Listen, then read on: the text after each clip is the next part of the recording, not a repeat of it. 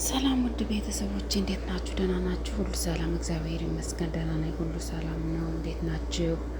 ሁሉ ሰላም በሀገር ውስጥም በሀገር ውጭም ያላችሁ ደህና ናችሁ? አንድ ነገር ልለው የምፈልግ እኔ